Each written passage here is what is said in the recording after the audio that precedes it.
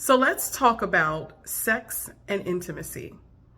And so this right here is something that I am currently working through myself. So this is not one of those things where I'm going to have a whole bunch of tips for y'all, because I'm legit working through this whole idea myself.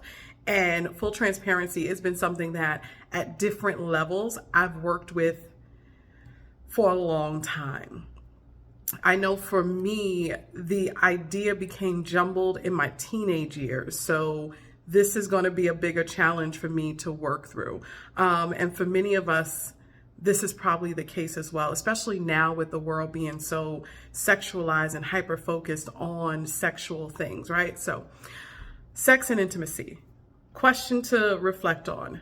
Do you need intimacy in order to have sex? And in the reverse, in having sex, are you seeking intimacy?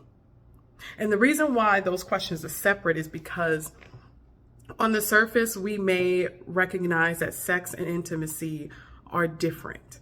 And if that's the case, what makes them so? How did you reach a point where sex and intimacy became two different things? These are legit questions to ask yourself. And I highly recommend journaling, because as you journal, more questions come to you and you get to ask them, answer them for yourself, right?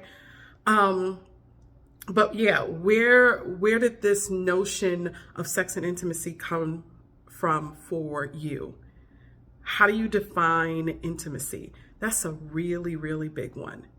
And I really mean, how do you define it? Not what people are telling you, not what you think it should be. When you think about intimacy, just in this stage right now, what does that mean to you? Sometimes we don't even explore what intimacy means for us. And taking it a step further, what does it look like? How do you know that you are in an intimate setting, or that intimacy is being exchanged or experienced? Sex-wise, the question that I asked about, are you seeking intimacy through sex? When you are engaged in sex with someone, what are you hoping to gain at the end of it? Do you believe that it's bringing you and this person closer because you've had this physical exchange? And if that's the case, how are you preparing yourself and your partner before y'all engage in sex? Like, what is this conversation like? What are you doing to prepare yourself for this? Does the person know that once you have sex with them, you are expecting or you are feeling closer to them?